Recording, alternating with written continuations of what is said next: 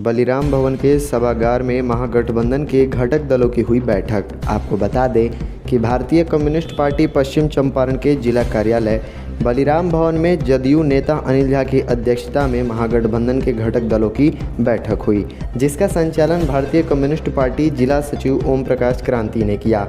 उन्होंने बताया कि यह बैठक इसलिए बुलाई गई है कि नगर निकाय के चुनाव में धर्मनिरपेक्ष, प्रगतिशील एवं जनवादी मतों के बिखराव को रोककर सभी पदों पर प्रगतिशील लोगों की जीत सुनिश्चित की जा सके।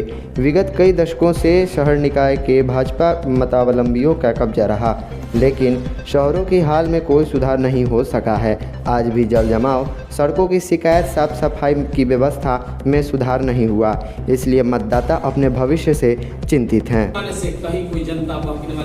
आज महागठबंधन के सभी घटक दलों की बैठक हुई।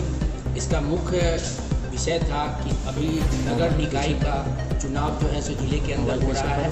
इसमें महागठबंधन के सारे कार्यकर्ता एकजुट होकर करके और इस निकाय चुनाव में अपने उम्मीदवार को विजय बनावें और सांप्रदायिक शक्ति को परास्त करने के लिए एकजुट होकर नगर निकाय चुनाव में एक मुश्त गठबंधन उम्मीदवार को वोट देकर और गठबंधन के उम्मीदवार को जिताने के लिए ये बैठक रखी गई थी और सभी पार्टी के लोगों ने इसमें भाग लिया। इनकी सभी जो और कुछ उम्मीदवार लोग भी आए थे, सबों ने यह आश्वासन दिया कि जिनको भी समर्थन गठबंधन करेगा उनको सभी लोग तहे दिल से एक तरफा वोट देंगे और उसको जीत विजयी बनाएंगे। कि अभी पूरे देश के अंदर महागठबंधन इस रणनीति पर कार्य कर रहा है कि 2024 के चुनाव में इस देश को भाजपा मुक्त बनाएगा। इसी क्रम में चूँकि 2024 में पार्लियामेंट का चुनाव हुआ है और 2022 में नगर निकाय का बिहार में चुनाव हो रहा है। नगर निकाय का चुनाव भी पिछले दिनों से भिन्न तरीके से हो रहा है।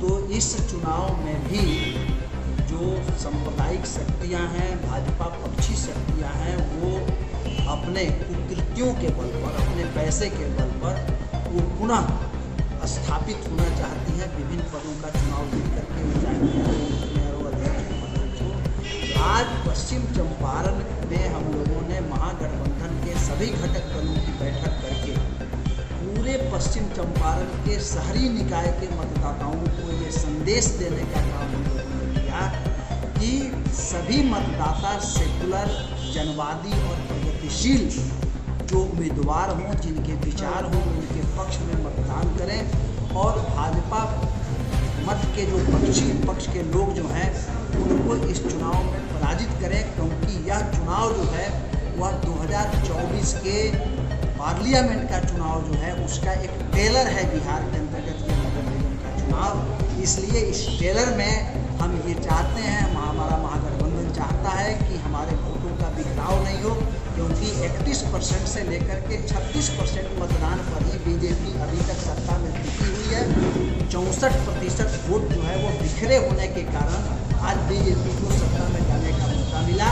आज हम लोगों ने पश्चिम चंपारण में